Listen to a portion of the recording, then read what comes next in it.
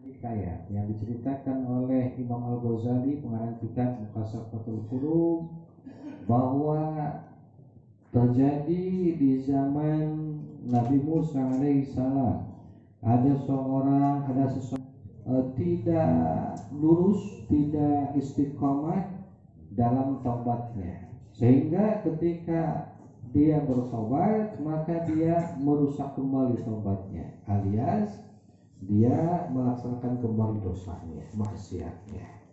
Maka sangat kayak sudah sana. Bahkan dia terus berbuat dosa maksiat selama 20 tahun.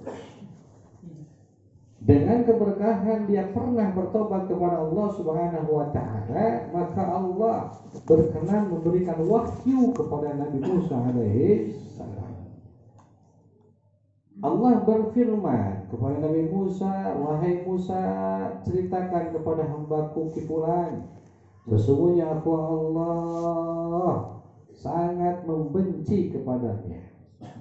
Maka Nabi Musa alaihissalam menyampaikan risalah, menyampaikan apa yang Allah perintahkan kepada rajul tersebut, kepada seseorang tersebut. Maka ketika sampailah apa yang diperintahkan Nabi Musa alaihissalam kepada orang yang bersangkutan, maka orang tersebut merasa prihatin, merasa nelangsa, merasa susah hatinya karena ada ancaman dimurkai oleh Allah Subhanahu wa ta'ala. Itu dengan perasaan yang sangat sedih dan perasaan yang sangat prihatin, maka dia berangkat menuju lapangan yang luas sambil berkata atau sambil berdoa, "Wahai Tuhanku, apakah telah habis rahmatmu atau maksiatku telah mencederaimu, telah membahayakanmu? Apakah telah habis gudang-gudang ampunanmu? Apakah engkau telah kikir kepada hamba-hambamu, alias dosa yang lebih besar daripada ampunanmu? Sedangkan kemuliaan hanya milikmu dan bagian dari sifat-sifatmu yang qadim. Sebaliknya kecacatan, ketercelaan itu bagian dari sifatku yang baru, yang hadis. Apakah sifatku telah mengalahkan sifat-sifatmu? Jikalau engkau menghalangi hamba-hambamu dari rahmatmu, kepada siapa mereka akan berpulang? Jikalau engkau menolak mereka, kepada siapa mereka memiliki maksud? Wahai Tuhanku, jika rahmatmu telah habis, maka tidak boleh tidak siksaan harus dipikulkan kepadaku. Maka pikulkanlah wahai ya Rabb kepadaku seluruh dosa-dosa hambamu, sehingga aku telah bisa menebus dosa-dosa mereka dengan diriku. Nah, ini adalah perkataan-perkataan seseorang yang sangat terluka dengan adanya berita tidak akan diampuni oleh Allah Subhanahu wa taala, dibenci oleh Allah Subhanahu wa taala. Sahabat, hikmahnya adalah jangan pernah berputus asa atas dosa dan juga maksiat kita. Ya. Apabila dosa dan maksiat kita katakanlah lebih besar, lebih banyak, telah memenuhi bumi dan langit ini, maka ampunan Allah jauh lebih besar. Kasih sayang Allah jauh lebih tidak terhingga. Terus kita bertobat, terus kita memperbaiki diri, insya Allah Allah akan terus mengucurkan ampunannya, mengucurkan kasih sayangnya kepada kita semua. Amin. Ya Allah ya Rabbal alamin.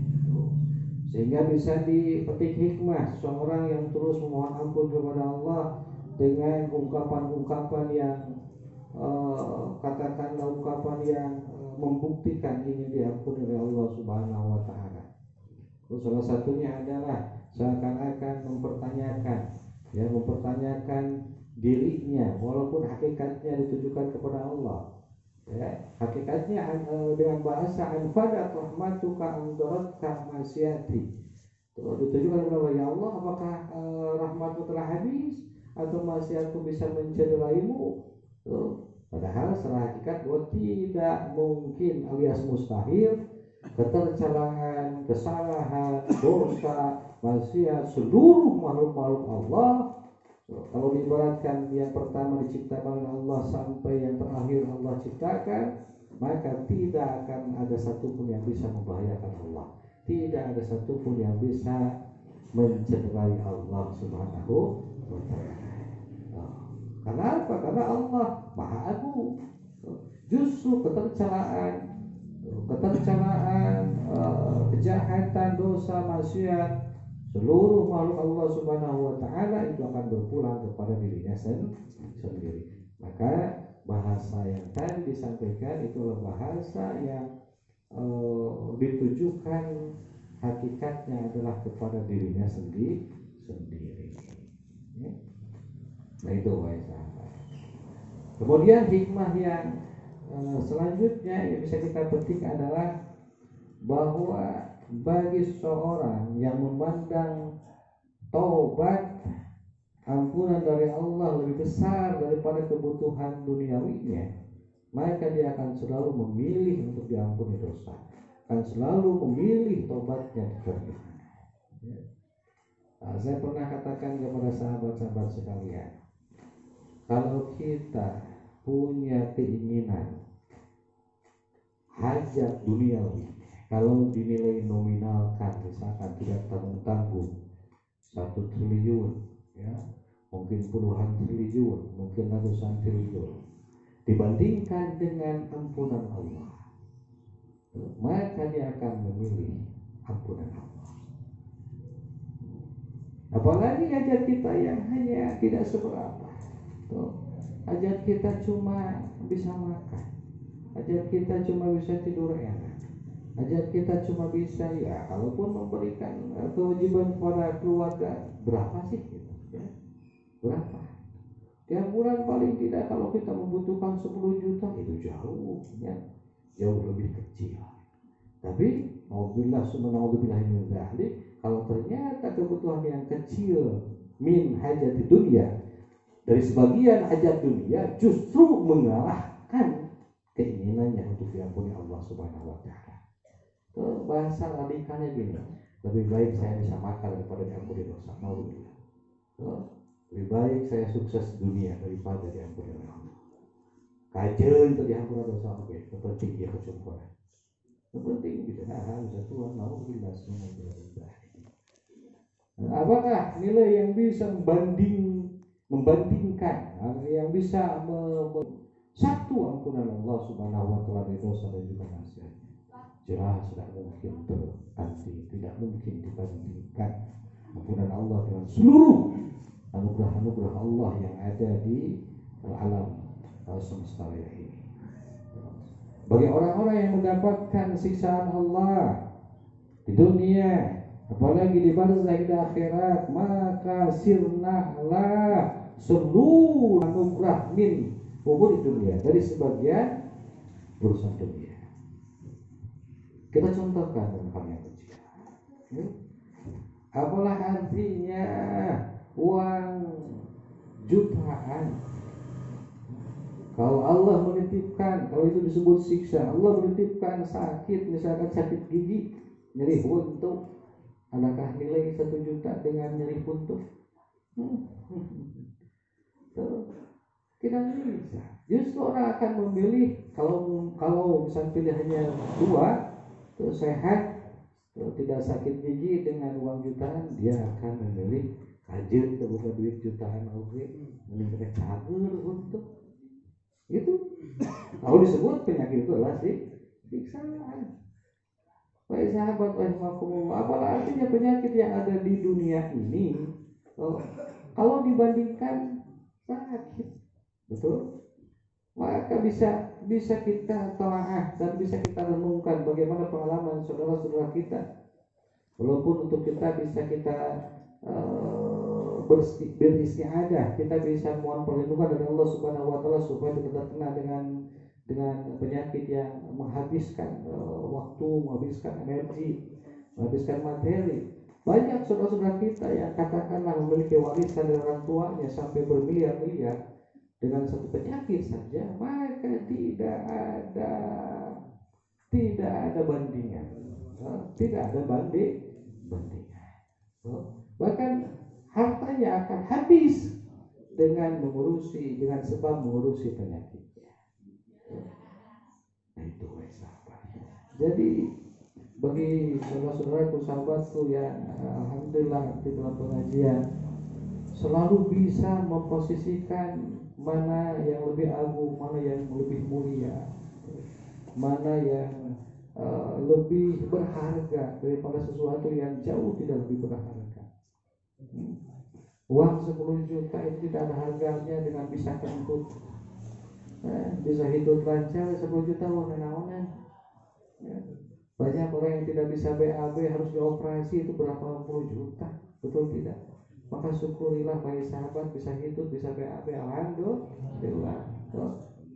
Banyak teman-teman kita juga yang punya penyakit batu kecilnya, jadi bersunat ya gitu, maka rasa sakit itu tidak bisa dibandingkan dengan nilai rupiah yang dia punya. Kalau tidak percaya, mintakan rasa sakit di saluran kencing wanita.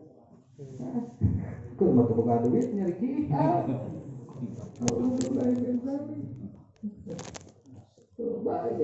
Banyak pengalaman.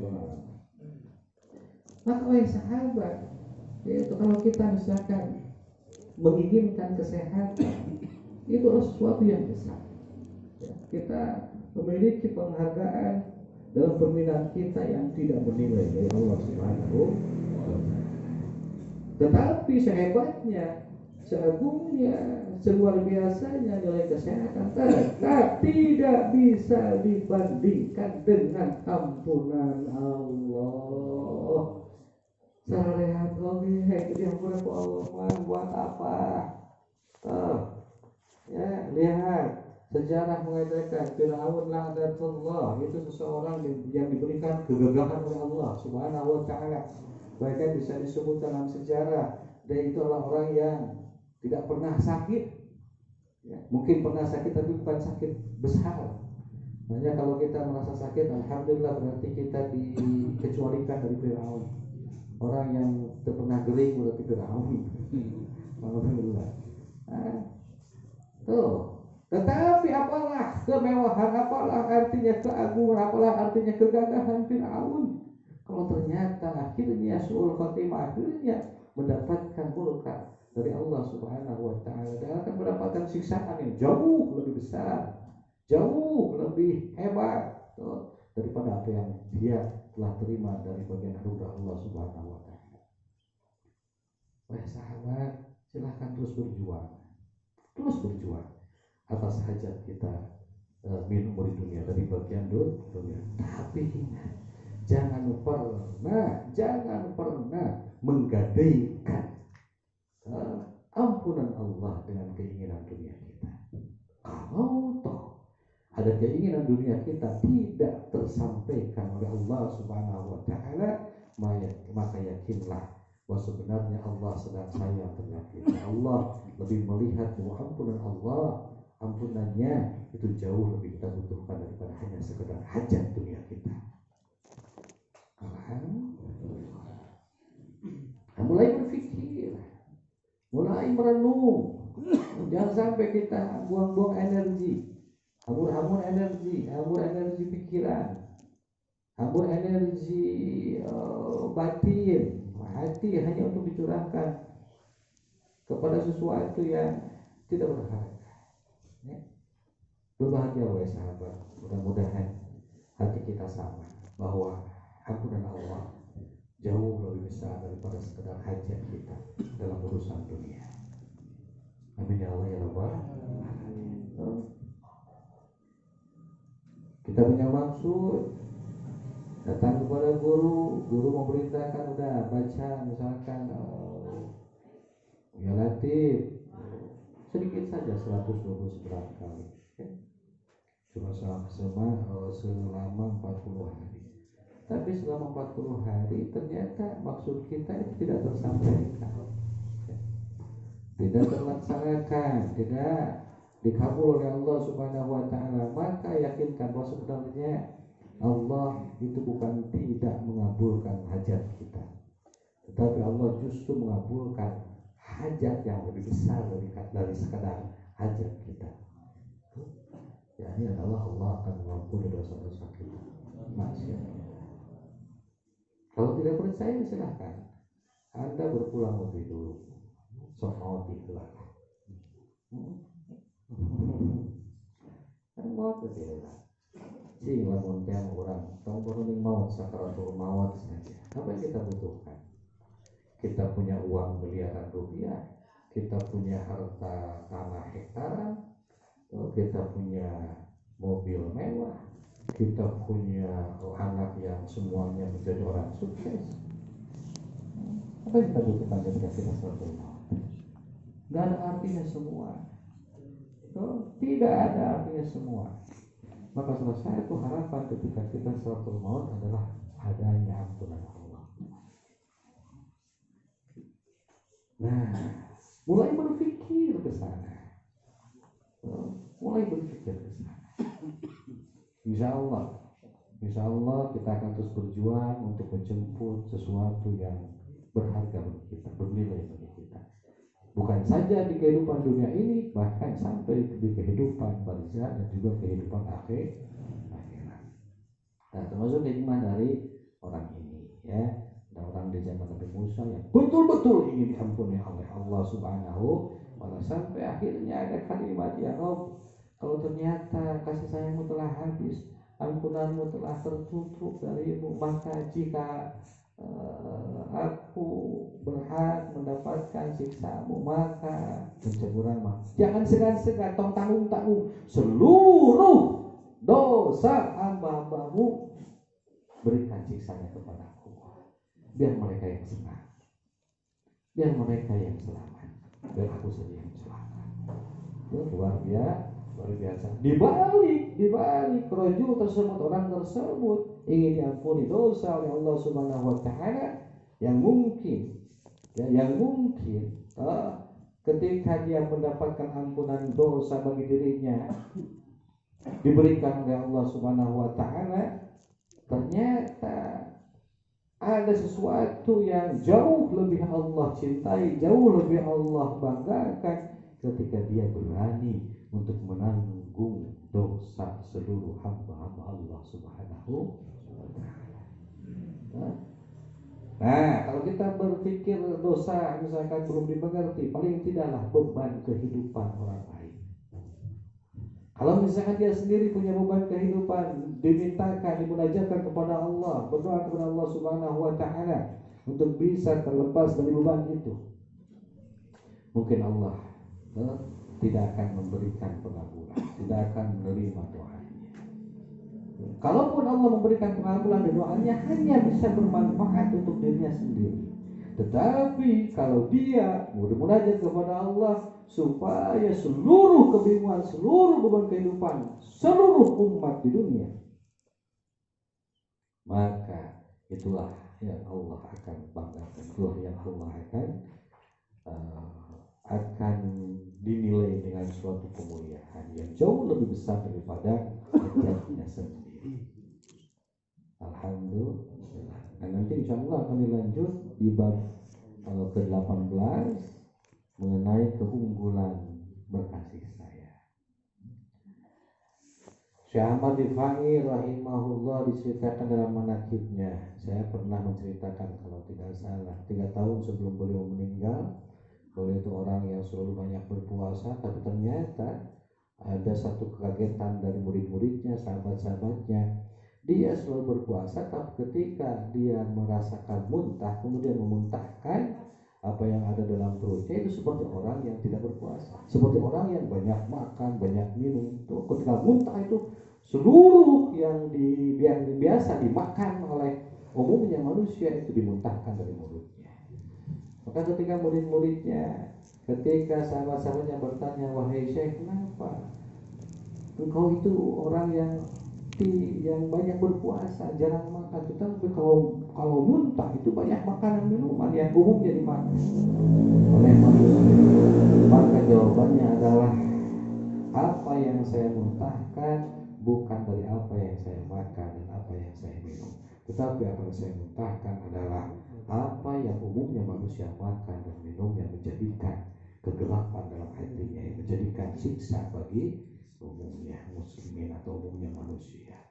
Nah, itu semakin orang berani berjuang, berani membela, berani menolong kebutuhan sesamanya, maka sedikit demi sedikit tetapi pasti akan terus derajatnya tinggi, lebih tinggi di sisi Allah Subhanahu wa Ta'ala.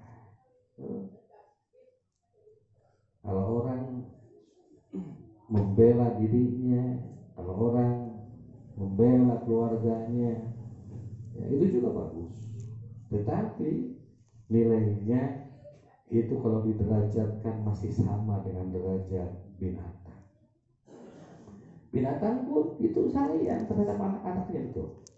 Ada pepatah mengatakan, segala galak harimau mengalahkan anaknya, segala galaknya harimau tidak akan memangsa anaknya.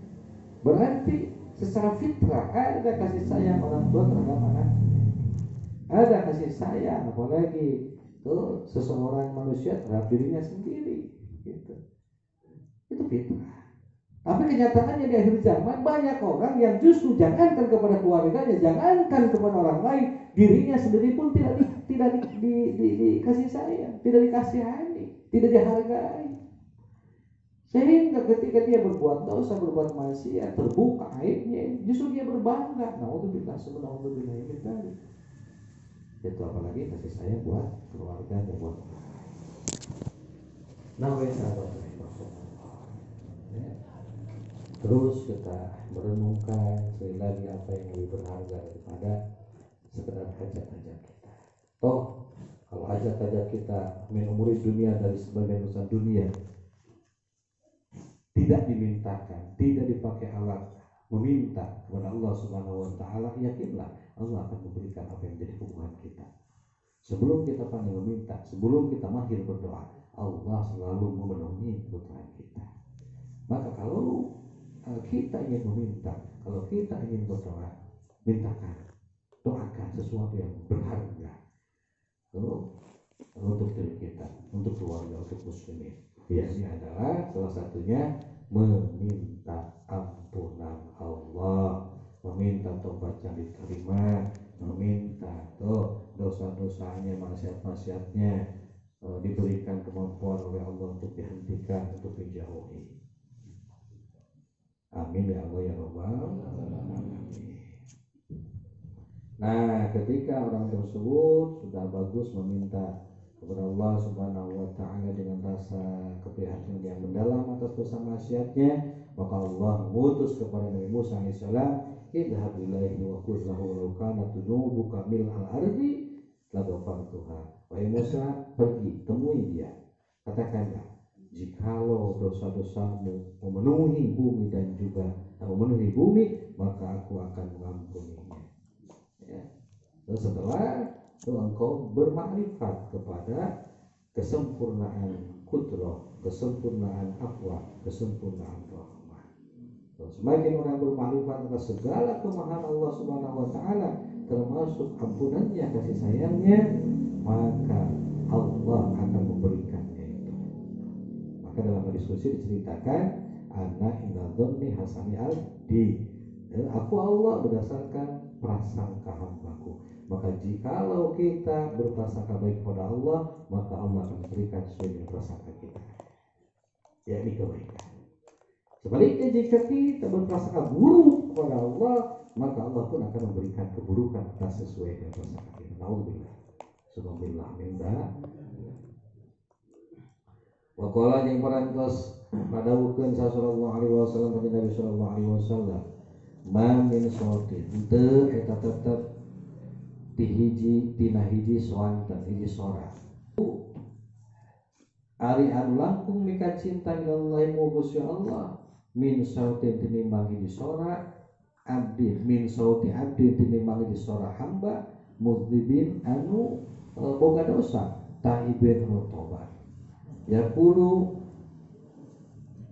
Yakulu munajat eta abdin mudnibin taibin, ya Rabbi nun Gusti Yaqulu maka ngawalar sa'an Rabbu Gusti labbaika mohon kadieu labbaik katanya kadieu ya abdi he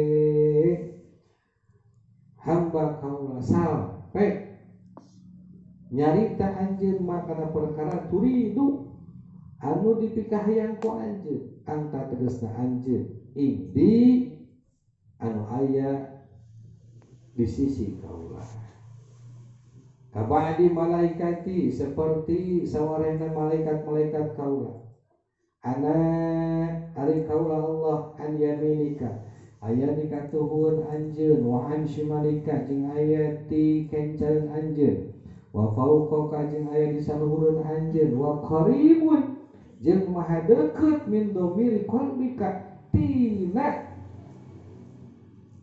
kasamaran hate anjeun ishadu kudu nyaksikeun aranjeun ya malaikat he malaikat kaula ini sanya nadi kaula Allah eta qad ghafartu tamun geus ngampura kaula Allah lahu ka eta abdul. Ada satu hadis dari Rasulullah SAW, tidaklah suatu suara yang lebih Allah cintai daripada suara seorang hamba yang penuh dosa kemudian bertobat kepada Allah. Ketika hambanya mengatakan bermunajat ya Rabbi wahai Tuhanku ya Rabbi wahai Tuhanku ya Rabbi duh Gusti ya Rabbi nuhun pangeran abdi, maka Allah akan menjawab fayaqulu Rabbu labbaik ya abdi ini aku Tuhanmu. Nah, saudara yang kali silakan ke sini ini aku Tuhanmu. Silakan sampaikan apa yang kamu inginkan, apa yang ada di sisimu. Seperti kamu inginkan malaikat akan kuberikan, kamu inginkan apapun akan kuberikan. Hambaku, aku Allah ada di kananmu, ada di sebelah kirimu, ada di atasmu. Dan aku Allah maha dekat dari rahasia, dari sesuatu yang samar di hatimu. Allah Subhanahu wa taala mempersaksikan kepada malaikat yang malaikati ini qad ghafartu. Ya sahabat, sepakati dan jadikan prinsip. Ketika kita merasa sendiri, Allah yang akan menemani. Ketika kita berada dalam kesusahan, Allah yang akan membahagiakan. Ketika kita berada dalam masalah, maka yakinlah Allah sang pemberi masalah dan Allah juga sang penyelesai masalah. Jangan jauh dari Allah. Wala taqnatu min rahmatillah, janganlah berputus asa dari rahmat Allah. Justru semakin banyak beristighfar. Karena sesuatu masalah itu adalah timbul dari kebodohan kita, dari kelengahan kita. Terus minta ampun kepada Allah. Itu salah satu cara kita mendekati Allah Subhanahu wa taala. Sejahat-jahatnya orang. Kemudian kita umpamakan kita berbuat salah kepada orang yang jahat, kepada orang yang bengis, tetapi kita mohon ampun kepada orang tersebut, tapi kita terus meminta kebijaksanaan dari orang tersebut. Yakinlah sebengis-bengis orang sejati orang pasti akan memiliki hati nurani. Karena hati nurani itu adalah milik Allah, dan hati nurani dititipkan oleh Allah kepada siapapun yang dikehendakinya, termasuk orang yang bengis sekalipun, orang yang jahat sekalipun. Banyak cerita sejahat-jahatnya orang, mafia gerot, bangsa gerot, pembunuh jahat, tapi tetap melindungi anak-anaknya, tapi tetap melindungi istrinya, tetapi tetap melindungi anak buahnya. Betul? Adakah cerita? Adakah fakta? Ada. Ketua geng, ketua mafia penjahat, tetap kalau anak buahnya cederai, anaknya itu disakiti, dia akan tampil membela. Betul? Itu. Apalagi adalah orang yang baik. Ketika orang bersalah, ketika ada orang yang bersalah, termasuk kita kepada orang yang baik, maka insya Allah orang yang baik akan memberikan kebijakan, akan mengampuni kita. Tinggal kok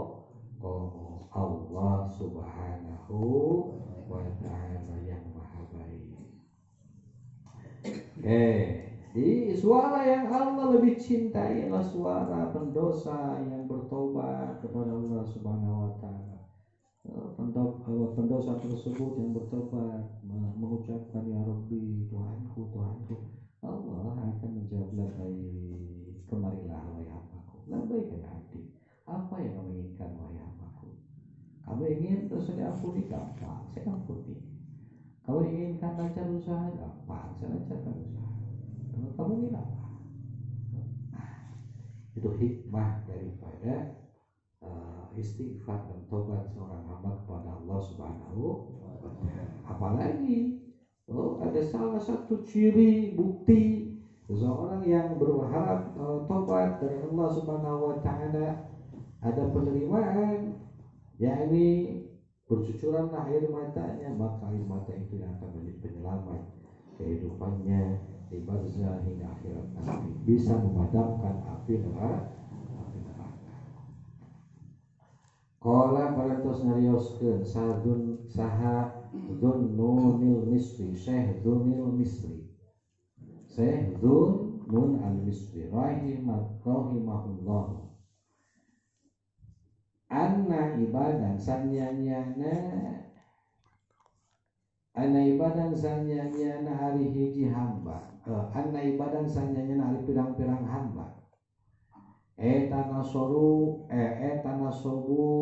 masangkeun ibadah, asjarul khotoya kana pirang-pirang tatangkalan kasalahan, nasba rawa mikil qulubi kana pancangan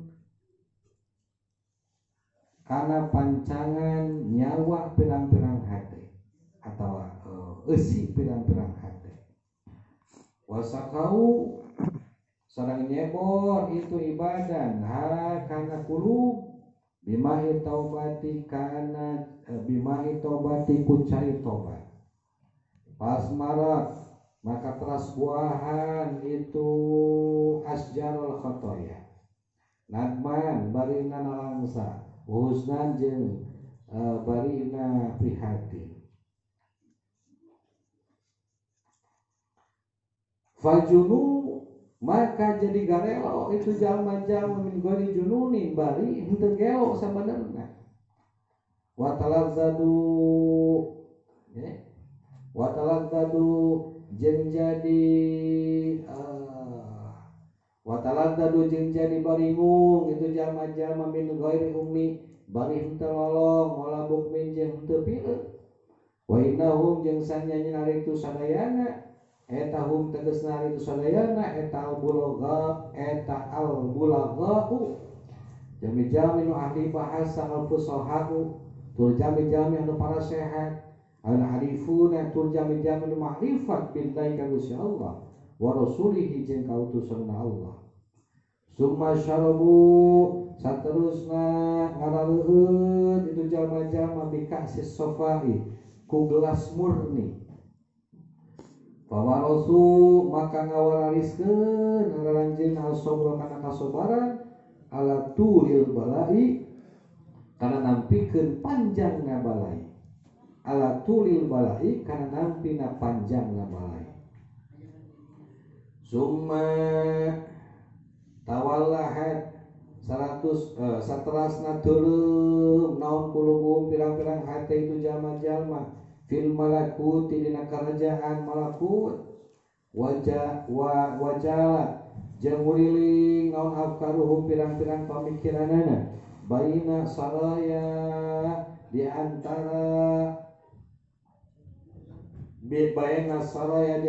pasukan hajaba anu ngahalang ieu saraya al jabaruta kana jabarut, wastadhallu sareng nyalindung itu jalma-jalma tahta rawakin nadmi di sahanapeun tendana pirang-pirang kana langsaan, wa qara'u jeung maraca itu jalma-jalma sahifatal khotoya kana lembaran-lembaran kasalahan, pa'aurithu terus ngawariskeun itu jalma-jalma angkusahum kana diri-dirina al-jaza'a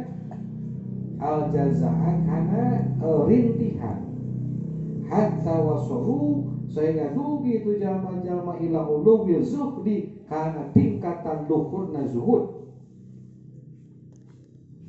bisulamil warai kalawan make tangga warok nyata api Fasta'dzibu maka ngarasakeun itu jalma-jalma mirorotat torki kana paitna mirorotat turuki kana paitna perjalanan di dunia pikeun nyupri dunia wastalanu jeung ningalkeun itu jalma-jalma khosunatal majai kana kasarna tempat cari hatta dhafiru sehingga ngaraih itu jalma-jalma bihablin najati kana tali kasalametan wa urwati salamati jeung ngaraih kana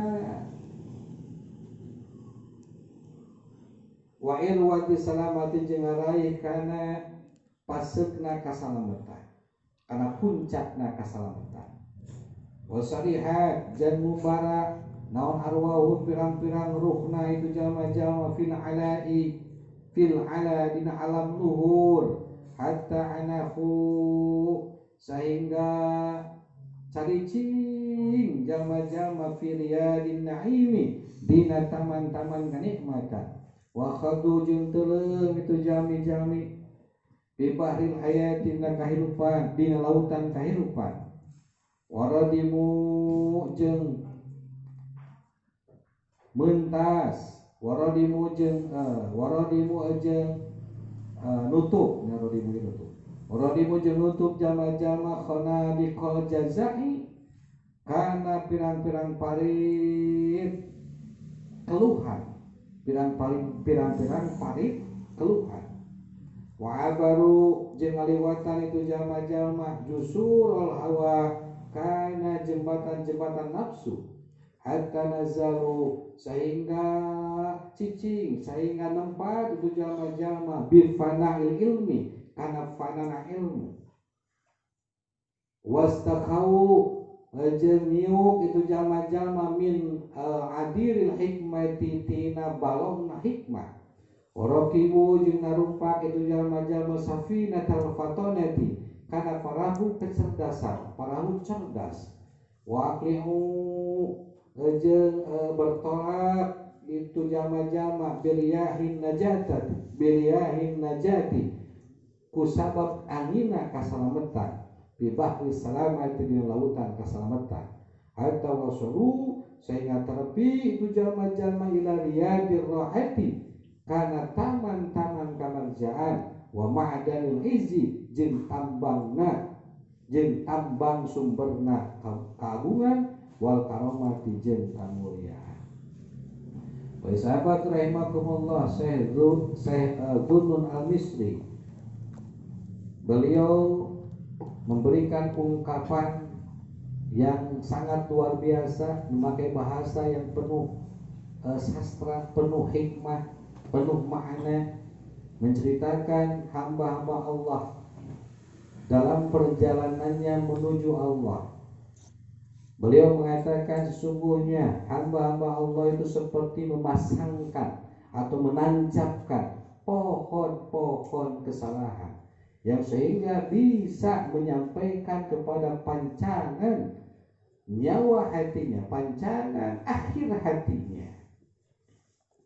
Maksudnya adalah kecelakaan. Seorang hamba Allah yang memasangkan, yang menanamkan pohon-pohon kesalahan itu pada dasarnya memasangkan akhir dari hatinya, yakni yang menyebabkan hatinya mati. Kalau hatinya mati berarti tidak dapat hidup kembali, selalu berada dalam kegelapan, selalu berada dalam kerugian, kesengsaraan. Tetapi walaupun hati yang hampir sekarat, hati yang mati sekalipun, kalau wasalkoha bimali taubati, kalau terus dihujani, terus disiram dengan air tobat, maka akan tumbuh kembali. Ya, maka akan tumbuh kembali, hatinya akan tumbuh kembali. Bahkan hati itu kalau diibaratkan dengan pohon-pohonan akan bisa berbuah. Apa yang menjadi sebab tanaman kesalahan yang hampir mati itu akan menjadi hidup kembali dan akan menjadi baik itu apabila disertai dengan nada manuhusna, kenelangsaan, keprihatinan, penyesalan yang tiada terhenti dan juga pengharapan untuk diampuni oleh Allah Subhanahu wa taala. Seakan-akan mereka telah gila, tetapi sebenarnya mereka tidak gila. Mereka telah seperti orang yang linglung, orang yang kelimpungan, padahal mereka orang yang tidak buta, mereka orang yang tidak bisu. Justru mereka itu orang-orang yang memiliki keahlian dalam bilaga, memiliki keahlian dalam bahasa yang penuh sastra. Mereka adalah orang-orang yang fasih berbicara. Mereka adalah orang-orang yang bermakrifat kepada Allah dan juga Rasul. Ya. Kadang-kadang kalau kita melihat orang-orang seperti itu, sedikit-sedikit ucapannya adalah Allah, sedikit-sedikit ucapannya adalah Allah, sedikit-sedikit ucapannya adalah kubur, sedikit-sedikit ucapannya adalah barzah, sedikit-sedikit ucapannya adalah kematian. Selalu itu. Bahkan tidak dibiarkan ada ucapan dunia dari mulutnya. Bisa bayangkan kalau ada orang yang seperti itu, selalu ngomong teh kubur, selalu ngomong teh maut, selalu ngomong teh selalu akhirat, selalu siksa neraka. Apakah dia orang waras atau orang gila? Orang waras atau gila? Tapi kalau ada seorang yang sebaliknya ngomong kata duit, waras dia ngomong teh. Allah. Karena yang ada dalam kelopak matanya hanya ketakutan atas Allah. Hanya ketakutan atas dimurkai Allah, ketakutan dijauhi oleh Allah, ketakutan disiksa oleh Allah Subhanahu wa taala. Yang diharapkan dalam kelopak matanya dibuktikan dengan racauannya, kicauannya dalam mulut itu adalah Allah dan juga apa yang diberikan oleh Allah Subhanahu wa taala. Nah, ya. Sehingga diibaratkan orang tersebut terus meminum kemurnian melalui gelas murni. Tidak mau gelas yang kotor, ya, tidak mau gelas yang isinya kotor, tidak mau. Ya, selalu meminum air-air yang bersih dengan gelasnya yang bersih juga. Ya. Jika ada yang haram, diibaratkan minuman haram, itu dia tidak mau. Kemudian minuman yang subhat pun dia tidak mau. Bahkan yang halal pun itu tidak semuanya diminum, tetapi hanya sedikit yang dia minum sesuai dengan keperluannya. Sebagian besar dia berikan kepada orang lain yang lebih membutuhkan, lebih memerlukan. Orang-orang yang luar biasa. Kemudian mereka selalu mewariskan kesabaran atas lamanya balai. Mereka orang-orang yang selalu mencintai balai, mencintai musibah. Orang-orang yang selalu mencintai ujian. Dan kita tahu juga, apalagi para pendidik, ketika ada siswa yang selalu menanyakan, kapan ujian Pak? Kapan ulangan Pak? Gitu. Kapan Pak ada UTS? Kapan Pak ada ujian akhir? Katakanlah wahai sahabat, apakah siswa itu adalah siswa yang cerdas atau siswa yang bodoh? Biasanya siswa yang selalu menanyakan ujian itu orang yang pintar, betul? Gitu. Tapi kalau ada siswa yang selalu, Pak, tahu ulangannya Pak ya, tahu ujiannya Pak ya, gitu. Itu orang pintar, orang bodoh. Itulah para kekasih Allah, para wali-wali Allah yang selalu menanyakan. Bahkan Syekh Yazid Al-Bustami dalam kitab Mukhtasarul Qulub, kitab ini nanti depan ada kita temui ya. Justru ketika ada 40 ada waktu 40 hari yang tidak diberikan musibah, maka para wali Allah mempertanyakan, ya Allah, giliran musibahku mana? Giliran ujianku mana? Saya ini sudah senang lama nih tidak diberikan musibah. Subhanallah, tabarakallah. Allah. Nah, kalau kita tidak sanggup menanyakan, ya Rabb, apa musibahnya? Kalau aku sudah lama banyak uang ya Rob, kapan aku tidak diberikan uang ya Rob? Yang karasa nikmat karena teh Gusti gitu. Hah? Allah. Kalaupun kita tidak kuat, kita mohon perlindungan dari Allah Subhanahu wa taala. Yang keduanya, kalau ternyata Allah bergilirkan dengan apa yang kita tidak mau, apa yang tidak kita harapkan, kita nikmati. Kita coba untuk tabah, kita coba untuk sabar. Bahasa orang hilir mah belum muntah jadi kejadian. Belum muntah jadi kejadian. Kebetulan Allah mengurangi makanan dan minuman, maka jadikanlah peluang untuk bisa berpuasa. Gitu.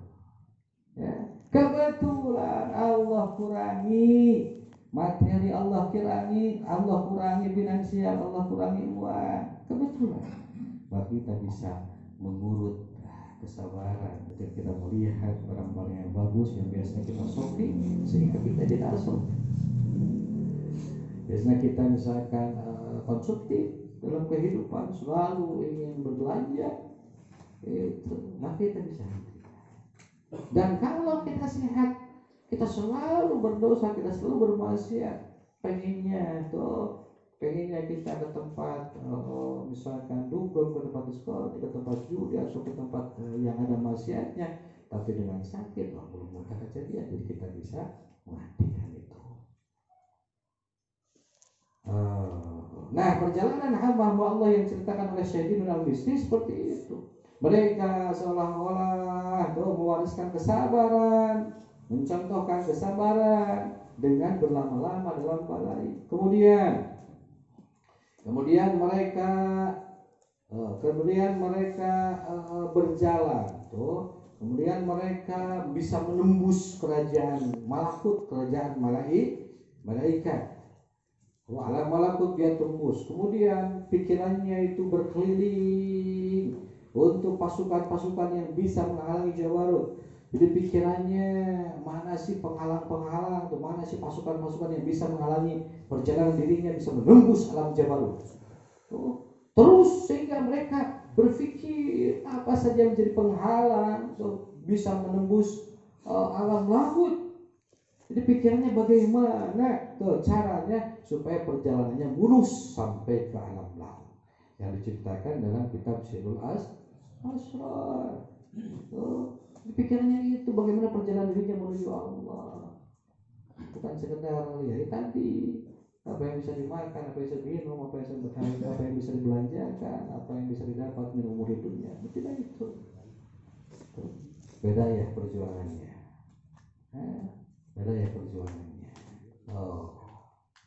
Perjuangannya kita dengan para kekasih Allah itu jelas berbeda.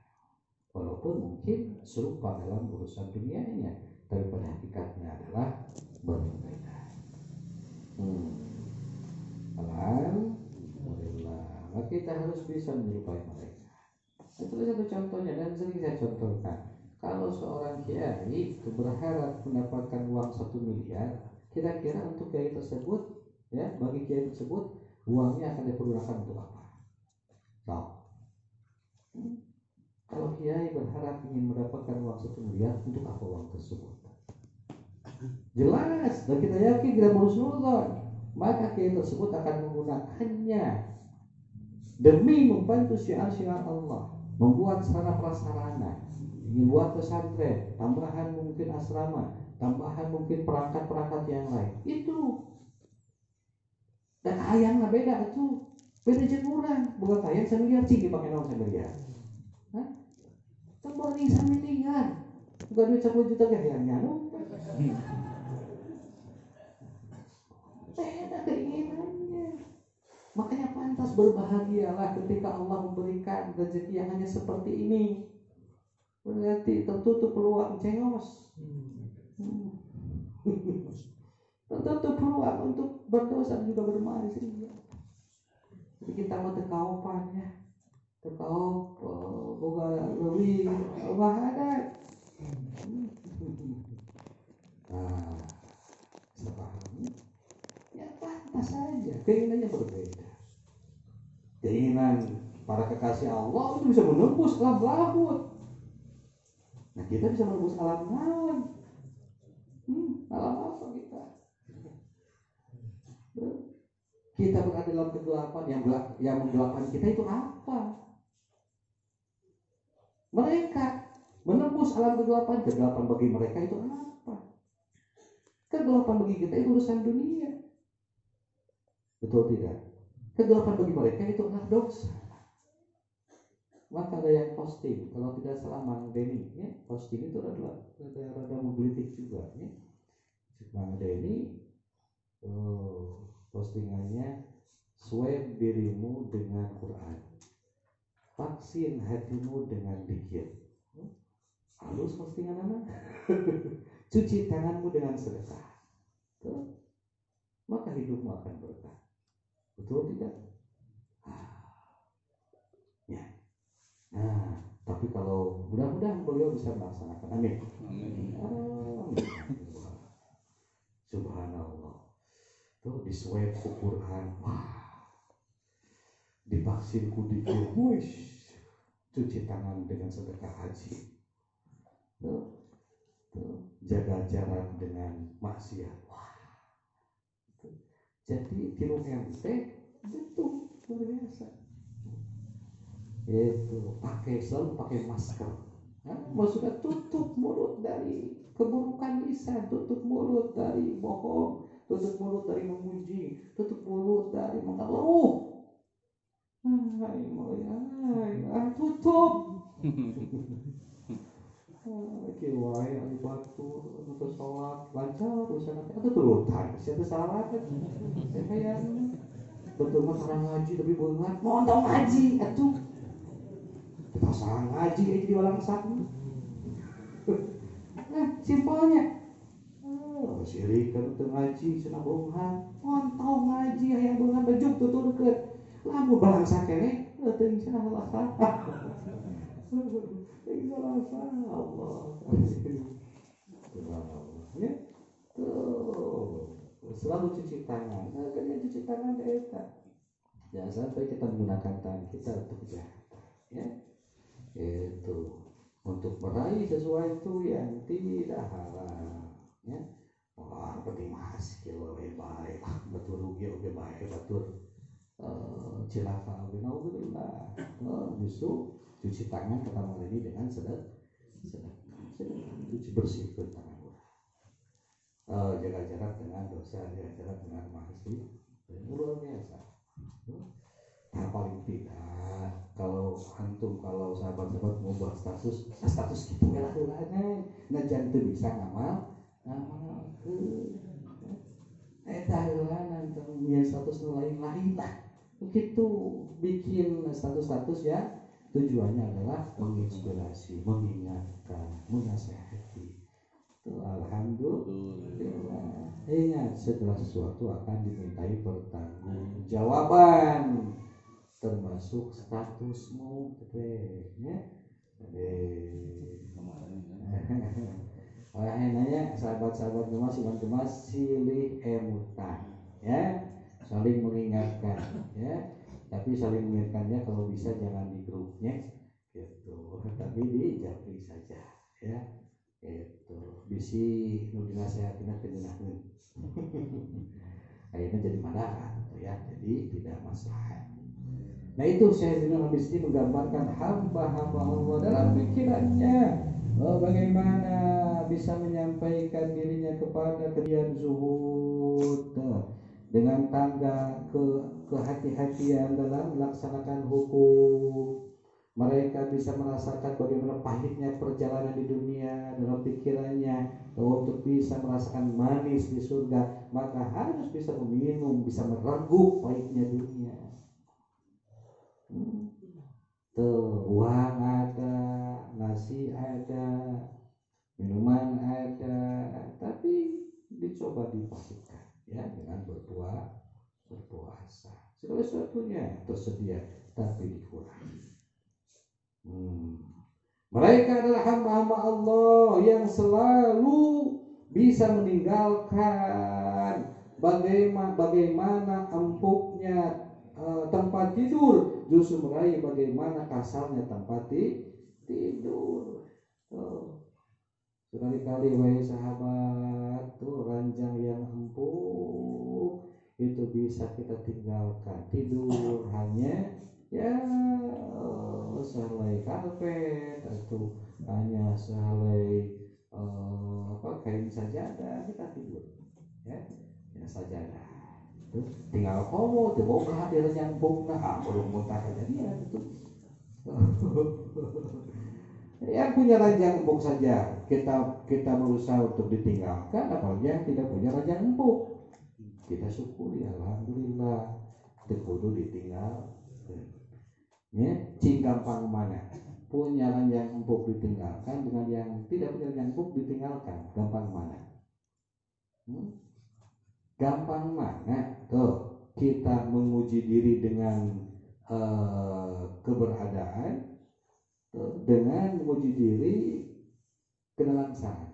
Kita punya uang, jeng kita tidak punya uang, gampang mana ujinya? Gampang diuji ku nalangsa, gampang diuji ku boga.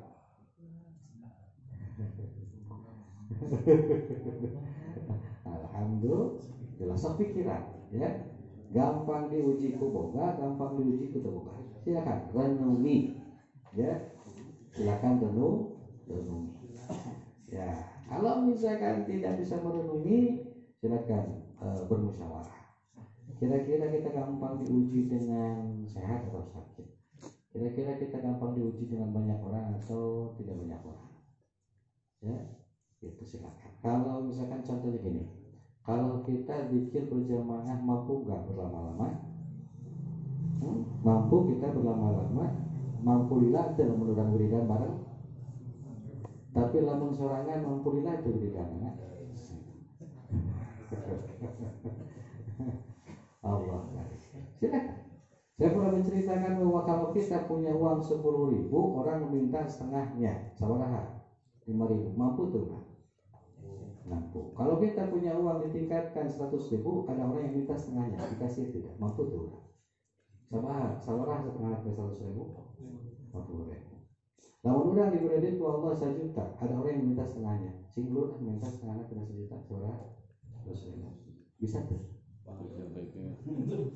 Namun udah bukan duit 10 juta, minta setengahnya. Sing ini minta setengahnya, diberikan uang. Begitu kan? Namun udah bukan duit 100 juta, minta setengahnya, bisa tuh. Modal tuh. Makanya wahai sahabat, jangan berpikir kita harus banyak dulu, loba heula karena berbuat baik. Nonsen. Apa nonsen? Waduh. Kita mulai dengan yang kecil dulu, nuletik heula, nuletik maya ridoan. Betul. Yang kecil itu banyak ridonya itu. Jangan menunggu orang meminta setengahnya dari 1 juta, karena itu kan merasa berat. Betul. Nah, berikan dulu yang kita mampu. Justru dinilai yang kecil menurut orang itu mendapatkan ketinggian dari pahala di sisi Allah Subhanahu wa Ta'ala. Jadi gampang yang kecil, gampang yang besar itu ujian teh.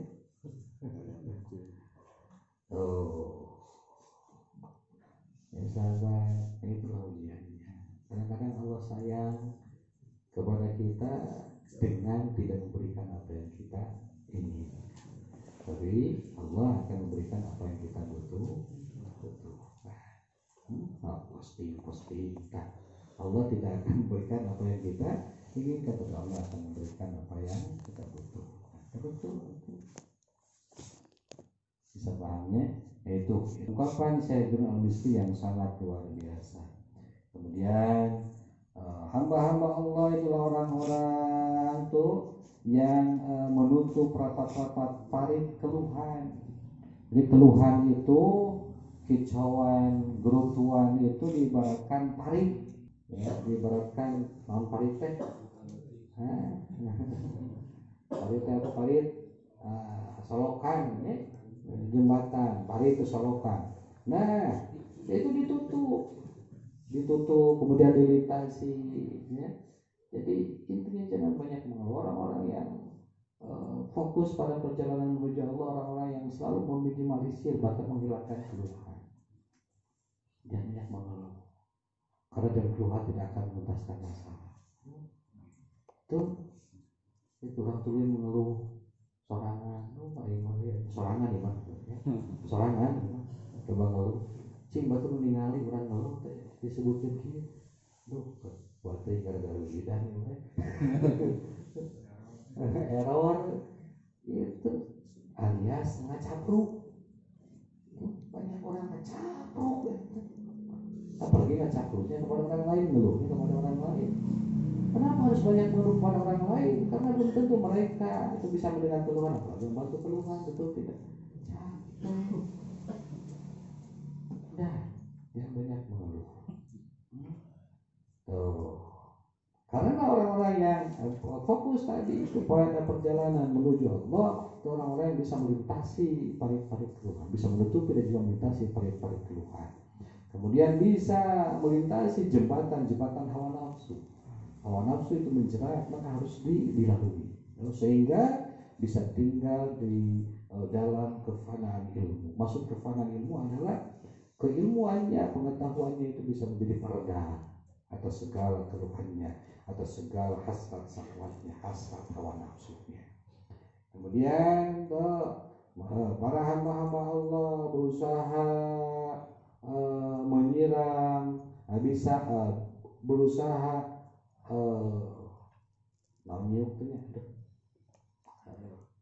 mengambilnya, nyiuk bahasa Indonesia meniup. Bantuan atuh kamu sare wae. Mengambil, ya, mengambil, menciduk, nah, gitulah, mengambil air dari kolam hikmah. Seorang yang fokus pada perjalanan menuju Allah selalu mengambil air-air hikmah, itu dari kolam hikmah, seperti pengajian-pengajian, ya. Kemudian waraqibu safinatal fatana, dan selalu menaiki perahu kecerdasan. Yang dipakainya adalah kecerdasan, bukan kebodohan, ya. Jadi yang dipakainya adalah yang digunakannya adalah solusi, bukan emosi. Daripada ngeluh teu para rubuh, mata jauh ti Allah jalalu gitu nya. Memiliki, ya, bari mikir kumaha solusi gitu kan.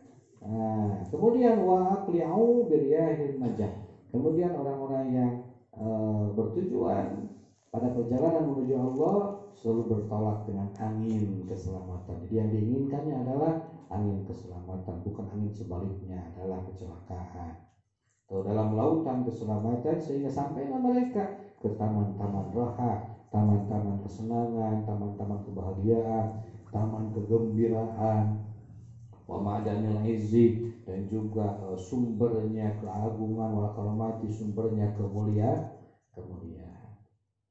Itulah tujuan kita. Insya Allah ada perbaikan dalam hati kita, dalam pikiran kita, dalam ucap, kemudian perbuatan kita. Nah, itulah keberhargaan dalam hidup ketika kita bisa melekatkan Allah dalam diri kita dan juga bisa melepaskan selain Allah dari diri kita.